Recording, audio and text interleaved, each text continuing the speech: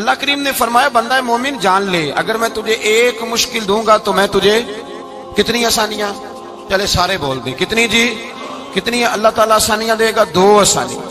ہم لوگ اچھا جب ہمارا ذہن بن جاتا ہے نا کمزوری کا، ہمارا جب مزاج بن جاتا ہے مایوسی کا، پھر معاملہ ذرا ہمارے لیے گمبھیر ہو جاتا ہے۔ اگر ہم یہ ذہن بنائے نا کہ مشکل میرے اللہ کی طرف سے آئی ہے تو وہ مجھے آسانی بھی ضرور عطا کرے گا، تو پھر اللہ ضرور ہی آسانیاں عطا فرماتا ہے۔ اور جو مشکلات زندگی میں آتی ہیں نا، حضرت مولا علی شیر خدا رضی اللہ تعالیٰ عنہ کا بڑا خوبصورت فرمان ہے۔ حضرت علی فرماتے ہیں جب تجھے مشکل آتی ہے تو وہ تجھے رب کا پتہ بتانے آتی ہے، وہ تجھے اللہ کا پتہ بتاتی ہے۔ اس لیے کہ جب تو سارے اسباب کر لیتا ہے، جو ضرورت ہوتی ہے پوری کرتا ہے، تندرست ہو کے وہ کام کرتا ہے، پھر بھی کام نہیں ہوتا، تو اس کا مطلب ہے کرنے والا تو نہیں، کرنے والا کوئی اور ہے جو کام کرنے والا کوئی اور ہے۔ تو عزیز بھائی یاد رکھیں، ہر مشکل کے ساتھ اللہ نے آسانی رکھی ہوتی ہے۔ اگر اللہ تبارک و تعالیٰ بیماری عطا کرے تو اس کے ساتھ اللہ پھر جو تندرستی دیتا ہے وہ بھی بڑی اعلیٰ عطا فرماتا ہے۔ اگر اللہ کبھی غربت دے تو پھر اس کے بعد جو اللہ تعالیٰ آسانی دیتا ہے وہ بھی بڑی اعلیٰ عطا فرماتا ہے۔ اگر کہیں سے آپ کو دکھ ملتے ہیں تو پھر جب سکھوں کا وقت آتا ہے تو پھر گنے نہیں جاتے۔ یاد رکھیں مشکلات کے پہلو میں آسانیاں ہوتی ہیں، اور جس آدمی کو مشکل آتی نہیں، میرے نبی کریم سید عالم صلی اللہ علیہ وسلم نے فرمایا مومن کو جو مشکل بھی آتی ہے اللہ اس کی برکت سے اس کے گناہوں کو معاف فرما دیتا ہے، اللہ اس کی برکت سے اس کے گناہوں کو معاف کرتا ہے۔ یہاں تک کہ حضور نے فرمایا میرے مومن کو کانٹا بھی چبھے تو اللہ تعالیٰ اس کی مشکل کو آسان فرما دیتا ہے۔ 2 بزرگ بیٹھے تھے، ایک حضرت احمد رحمت اللہ علیہ اور ایک حضرت شرف الدین منیری رحمت اللہ علیہ۔ تو حضرت شرف الدین منیری کہنے لگے کہ دوست اصل میں وہ ہوتا ہے جو دوست کی طرف سے آنے والی تکلیف پر صبر کرے، جو اللہ کی طرف سے آنے والی تکلیف پہ صبر کرے وہ اللہ کا محبوب ہوتا ہے۔ تو حضرت احمد فرمانے لگے نہیں مجھے تیری بات کی سمجھ کوئی نہیں آئی، صبر کرے وہ اللہ کا دوست ہے، مصیبت پہ صبر کرے۔ تو کہا جناب پھر اگر نہیں سمجھ آئی تو آپ بتا دیں اللہ کا دوست کون ہے؟ تو آپ فرمانے لگے جو محبوب کی طرف سے آنے والی مصیبت کو اس کا تحفہ سمجھ کے قبول کرے وہ اصل دوست ہوتا ہے۔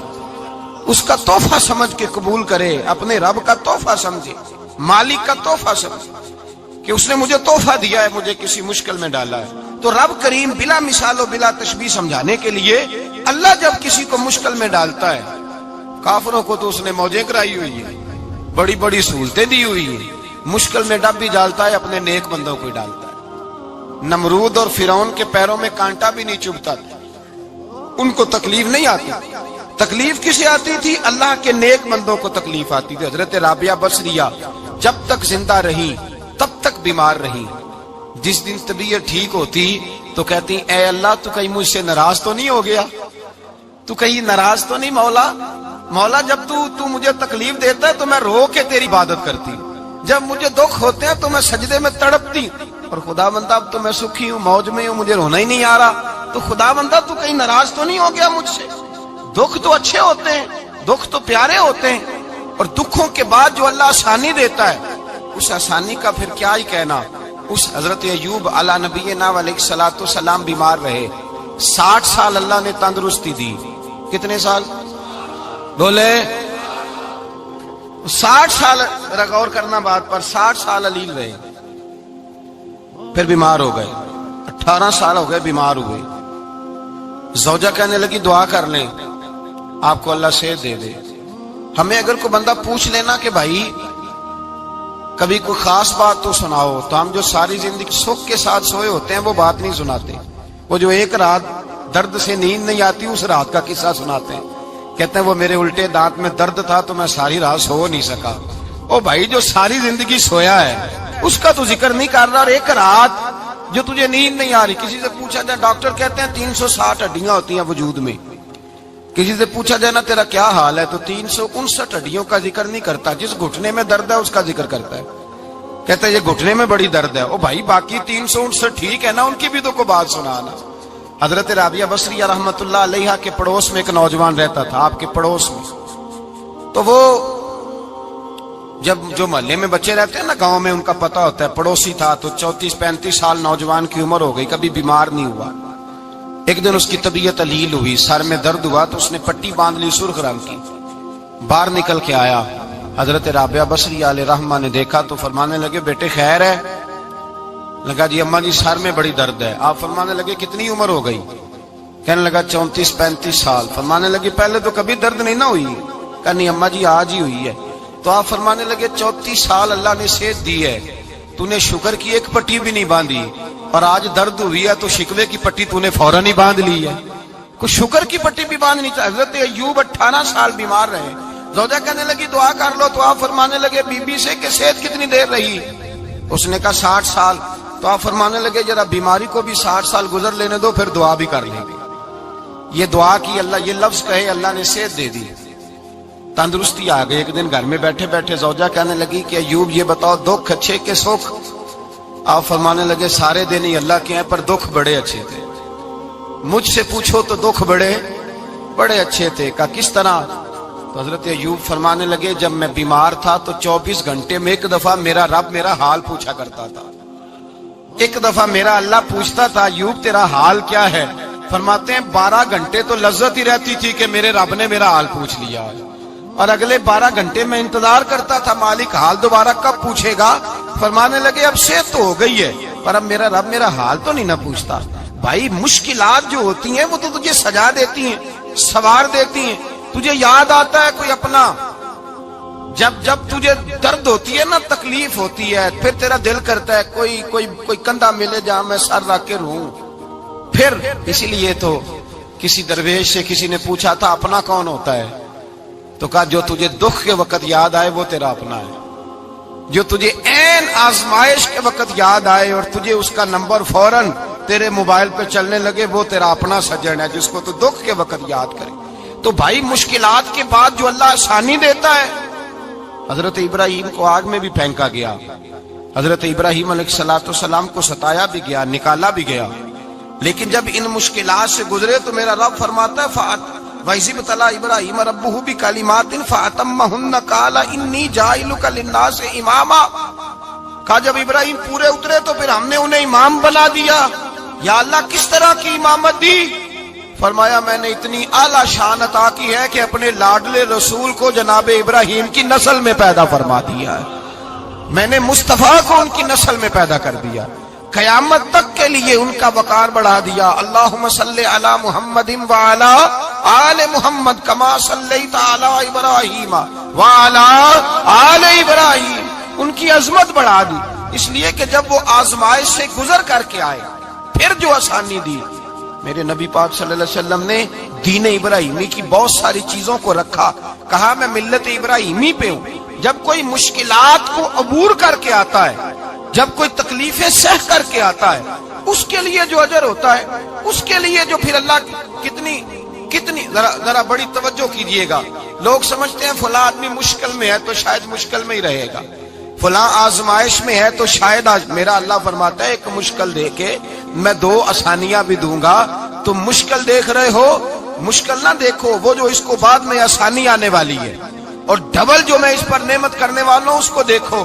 حضرت یوسف کو بھائیوں نے کنویں میں ڈال دیا تھا، اور جب کنویں سے نکلے تو مصر کے بازاروں میں بکے، اور پھر زلیخا نے الزام لگایا تو حالات بگڑ گئے، حضرت یوسف کو جیل جانا پڑا۔ کتنی کٹھن زندگی تھی، لیکن میرے مالک کو کچھ اور ہی منظور تھا۔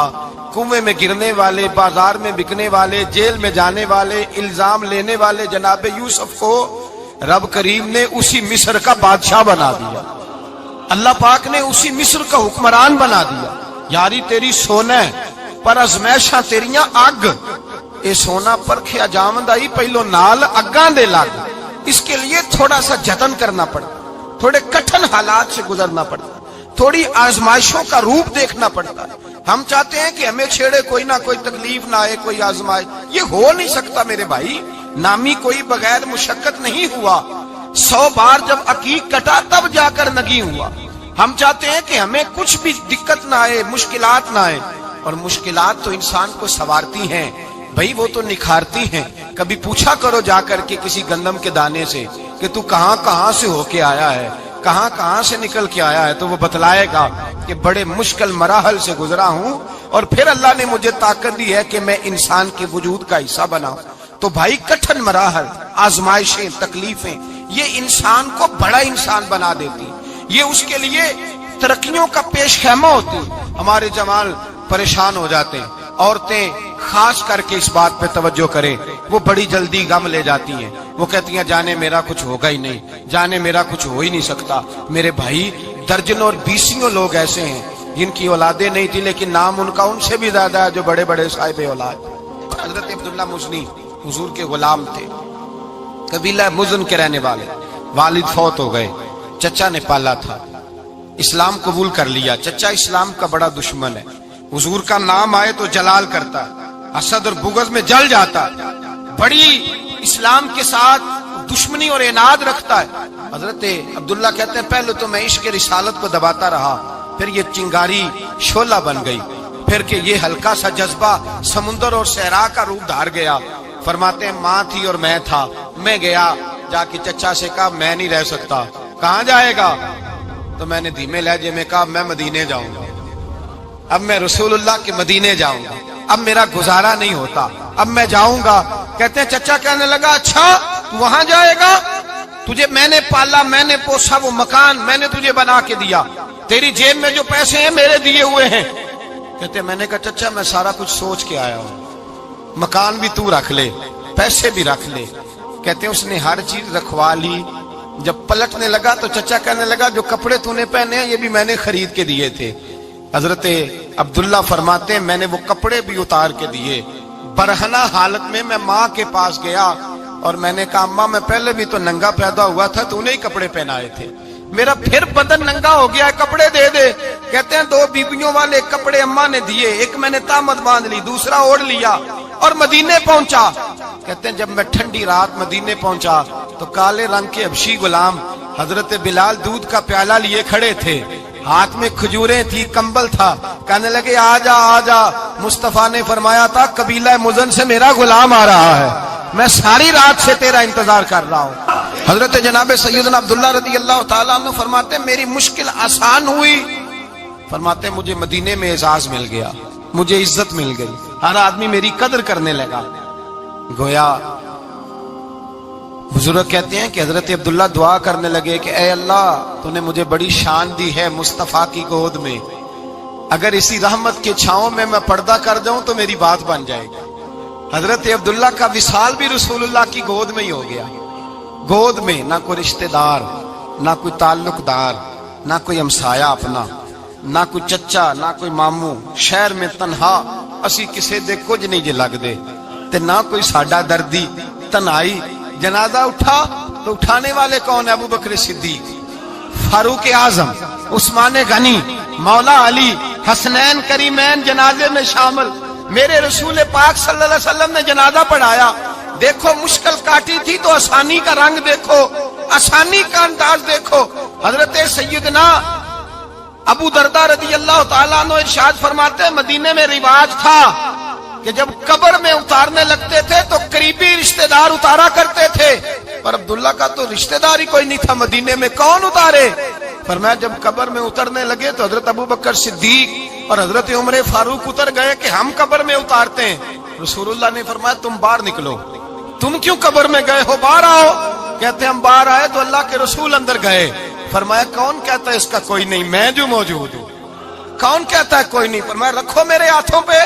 کہتے ہیں حضور کے دست مبارک پہ رکھا اور باہر کھڑے ہم رشک کرنے لگے کہ واہ اللہ تیرا آسانی دینے کا رنگ، آسانی۔ اس نے مشکل برداشت کی تو رب نے مصطفیٰ کے قدموں میں آسانیاں عطا فرمائی، پسے اور حضور نے قبر میں رکھا، نبی پاک نے۔ میرے دادا مرشد کہتے ہیں عشق سرکار کی ایک شمع جلا لو دل میں، بعد مرنے کے قبر میں بھی اجالا ہوگا۔ اور میرے اعلیٰ حضرت فرماتے ہیں لحد میں عشق رخ شاہ کا داغ لے کے چلے، لحد میں عشق رخ شاہ کا داغ لے کے چلے، اندھیری رات سنی تھی چراغ لے کے چلے۔ اور بیدم شاہ بارسی تو حد کر گئے، کہنے لگے پسے مردن، بعد مرنے کے پسے مردن فرشتوں نے جو تلاشی لی تو کیا نکلا؟ فقط ایک دل کے گوشے سے خیال مصطفیٰ نکلا، فقط ایک دل کے گوشے سے خیال۔ اور کامل پیرو نہ دے باہو قبر جنا دی جیوے۔ میرے بھائی نبی پاک صلی اللہ علیہ وسلم کے ساتھ وفا کی تنگی دیکھ کر دقت ساتھ دیا. مکہ مخالفت کرتا تو جناب فاطمہ حضور کا خیال رکھتی. فاطمہ بنت اسد بڑا پیار کیا, بڑی محبت کی مولا علی کی والدہ نے, ہر دکھ ہر تکلیف کاٹی, لیکن رسول کائنات صلی اللہ تعالی علیہ وسلم کا ساتھ نہ چھوڑا. اور یہاں تک روایات میں ملتا ہے کہ جناب فاطمہ الزہرا جب بیعہ کے ان کے گھر گئی تو باہر سے سودا لا کے دیتی. حضرت فاطمہ سے بڑا پیار کرتی, بڑی محبت, مشکلات میں ساتھ دیا. جب وصال ہوا تو فرماتے ہیں کوہرام مچ گیا مدینے میں. لوگ منتیں کرتے تھے کہ حضور کا ایک بال مل جائے تو قبر میں بخشش کا سامان ہو جائے گا. رسول پاک نے فرمایا جب جناب علی کی والدہ کو غسل دے دو تو کفن پہنانے سے پہلے میرے پاس آنا. کہتے ہیں جب غسل دے لیا تو عرض کی حضور غسل ہو رہا ہے, کفن کا کیا کرنا ہے؟ حضور اندر گئے, قمیض بدلی اور جو کرتا پہنا ہوا تھا اتار کے دیا. فرمایا وہ علی کی ماں نہیں میری ماں ہے, اس نے میرے لیے بڑی تکلیفیں سہی ہیں, بڑی مشکل دیکھی ہے. فرمایا اس طرح کرو میرے کرتے میں اسے کفن دو. حضور نے جنازہ پڑھایا, اپنے کرتا لباس مبارک میں کفن دلایا. پھر جب وہ دفن ہوئی تو حضور قبر پہ کھڑے ہوئے, کھڑے ہو کے فرمایا اے اللہ اپنے سارے نبیوں کے وسیلے سے اور میرے وسیلے سے میری اماں کی بخشی فرما دے. پھر جو آسانیاں ملی ان لوگوں کو تو ان کی قبروں تک آسانیاں ملی, پھر ان کو قیامت تک کے لیے آسانیاں ملی جنہوں نے مشکلات کو دیکھا. اور بھائی جو سوئے رہے, جو آرام کرتے رہے, جنہوں نے مناسب ہی نہ سمجھا کوئی کٹھن مرحلہ طے کرنا, جنہوں نے کہا نا نا نا نا ہم تو سکھ کے ساتھی ہیں, ہم تو سکون کے ساتھی ہیں, بھائی ہم تو سلوٹ کے ساتھی ہیں, جب موجیں لگے گی تو دوڑ کے پہنچیں گے, کہیں گے ہمارا بھی تعلق بنتا ہے, ہماری بھی رشتہ داری ہوتی ہے, ہمارے بھی رابطے ہوتے ہیں, پھر دوڑ کر کے پہنچیں گے. اصل ساتھی وہ ہوتا ہے جو دکھ کا ساتھی ہوتا ہے, آزمائش کا ساتھی, مشکلات تجھے اونچا اڑاتی. حضرت سلمان فارسی کہتے ہیں میں نبی پاک کی تلاش میں نکلا تھا, حضور کی تلاش میں نکلا, اور میں نے کئی سال حضور کو ڈھونڈا, کبھی ایک دروازے, کبھی ایک دروازے, کبھی دوسرے دروازے, کبھی تیسرے دروازے. فرماتے میں شہزادہ تھا پر بکتا بکاتا مدینے آیا, میں نے نبی پاک کی تلاش میں یہودیوں کی غلامی بھی کی, تیری تلاش میں پھرا میں جنگل پہاڑ اور دشت میں. فرماتے ہیں بڑی تکلیف کاٹی, بڑی آزمائش دیکھی, لیکن اس دن مجھے سارے دکھ بھول گئے, اس دن میری ساری تکلیفیں آسانیوں میں بدل گئی جس دن میرے نبی نے میرا بازو تھام کے کہا سلمان منا اہل البیت. فرمایا سلمان کو تو میں نے اپنی اہل بیت میں شامل کر لیا ہے. فرماتے اتنی بڑی فضیلت کہ میں رسول اللہ کے خاندان میں جا شامل ہوا. تو بھائی یاد رکھیں, جب آپ کو مشکل آتی ہے تو آپ کو آسانی دینے کے لیے آتی ہے, جب آپ کی طرف کوئی آزمائش آتی ہے تو آسانی دینے. یہ بات صحیح ہے کہ بیٹیاں پیدا ہونے پہ مشکل ہوتی ہے, ان کے نصیبوں سے ڈر آتا ہے, پر جتنی آسانی اللہ بیٹیوں کے باپ کو عطا کرتا ہے اور جتنی رحمت رب بیٹیوں کے باپ پہ فرماتا ہے اتنی بھی کسی اور کے حصے میں نہیں آتی. اس میں شک کوئی نہیں کہ بوڑھے ماں باپ کو جب سنبھالنا پڑے تو مشکل ہوتی ہے. بوڑھوں کی طبیعت بچوں جیسی ہو جاتی ہے, دقت ہوتی ہے, آزمائش ہوتی ہے, ان کی بات سننا بعض اوقات کڑوا لگتا ہے, ان کی فرمائشیں بعض اوقات بچوں کی طرح ایسی ہوتی ہیں جو حل نہ ہو سکیں. لیکن یہ وہی ماں باپ ہیں جن کی نوکری کے بارے میں میرے مصطفیٰ نے فرمایا اگر تو ایک رات انہیں خوش کرنے میں کامیاب ہوا تو اللہ 2 حج اور 2 عمرے کا ثواب عطا فرمائے گا. اس میں شک نہیں کہ بہت سارے کام مشکل ہوتے ہیں, کٹھن ہوتے ہیں, آزمائش والے ہوتے ہیں, اس میں کوئی شک نہیں کہ اس دور میں دین کا کام بڑا مشکل ہے, دعوت و تبلیغ کا سلسلہ بڑا کٹھن ہے. اس دور کے اندر حق بات بیان کرنا بڑا ہی مسئلہ ہے. اس دور کے اندر لوگوں کو کھری بات پہنچانا اور بتانا یہ اپنے ہاتھ میں آگ کا انگارہ پکڑنے کے مترادف ہے. لیکن میرے مصطفیٰ نے فرمایا تھا اس دور میں جب فتنہ ہو من تمسک بسنتی اندہ فساد امہ فلہ اجر 100 شہید. فرمایا اس دور میں جب آزمائشیں آ جائیں, تکلیفیں آ جائیں, اس دور میں جو میری سنت پر عمل کرے گا, رسول پاک کا وعدہ ہے اللہ ایک سنت پر عمل کرنے والے کو 100 شہیدوں کا ثواب عطا فرمائے. اللہ 100 شہیدوں کا درجہ دے گا اسے. تو بھائی جس قدر مشکل زیادہ اس قدر آسانی بھی, اس قدر اجر بھی زیادہ. مشکلات سے گھبرایا نہ کریں, ذہن بنا لیں کہ جس رب نے دی ہے وہی اللہ نجات بھی عطا فرمائے گا. انسان آسان ہو جاتا ہے. ہم لوگوں نے نا دوڑ صرف سکھ کٹھے کرنے کے لیے لگا لی ہے, سکھ کٹھے کرنے کے. وہ لوگ دکھوں میں راضی رہتے, दुखों में राजी रहते थे, आजमाइशों में। हमारा दावा है रब रसूल से प्यार का, और मेरे हदीस बुखारी में है, फरमाया जो मुझसे जितना ज्यादा प्यार करेगा उतना उसकी तरफ मुश्किल ज्यादा आएगी।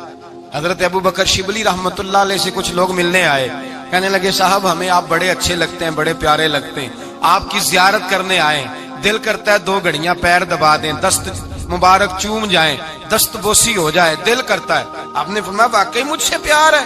कहा हुजूर बड़ा प्यार है। फरमाया सोच लो का साहब बड़ा प्यार, फिर सोच लो का बड़ा प्यार है। हजरत अबू बकर शिबली दीवाने से आदमी थे, पत्थर उठाए रोड़े और जोर जोर से उन लोगों को मारने शुरू कर दिए, दौड़ गए। कहने लगे बाबा तो पागल हो गया है। जब दौड़े तो हजरत अबू बकर शिबली फरमाने लगे बस तुम तो कहते थे हमें प्यार बड़ा है। कहा हुजूर क्या मतलब? आप फरमाने लगे अगर तुम्हें मुझसे प्यार होता तो मेरे रोड़े खा के मेरे दरवाजे पे मर जाते, कभी मेरा साथ छोड़ के ना जाते। तुम्हें प्यार नहीं, तुम सुख के सज्जन हो, तुम चूरी खाने वाले मियाँ मिठू हो, तुम तो इसलिए आए हो कि यहाँ बरकतें मिलेंगी, मौजें मिलेंगी, तुम्हें प्यार नहीं। हमें खुदा रसूल से प्यार भी है, जरा सी आजमाइश आए रोने बैठ जाते हैं। गरीब भी रो रहा है, बीमार भी रो रहा है, तंग दस्त भी रो रहा है, और जो आदमी किसी मुश्किल में गिरफ्तार है वो भी कहता हो जितना मैं उलझ गया हूँ है ही कोई नहीं। उठे बेदार हो, अपने आप को तवाना करें, अपने अंदर जौलानियां पैदा करें। याद रखें जितनी मुश्किल सख्त होगी उतनी आसानी भी अल्लाह ज्यादा ही अता फरमाएगा। अल्लाह ताला ज्यादा और वादा किया अल्लाह पाक ने, फइन्ना मअल उसरि युसरा, इन्ना मअल उसरि युसरा। फरमाया अगर मैं तुम्हें एक मुश्किल दूंगा तो मैं तुम्हें 2 आसानियां अता फरमाऊंगा। अल्लाह ताला डबल आसानी देता है अगर किसी पर मुश्किल डालता है। अपने आप को कमजोर ना करें, ज़हन बनाए दुख सहने का, मिजाज बनाए तकलीफ बर्दाश्त करने की, फिर ये मुश्किल नहीं होगा, फिर आसानी से बंदा गुजर जाएगा।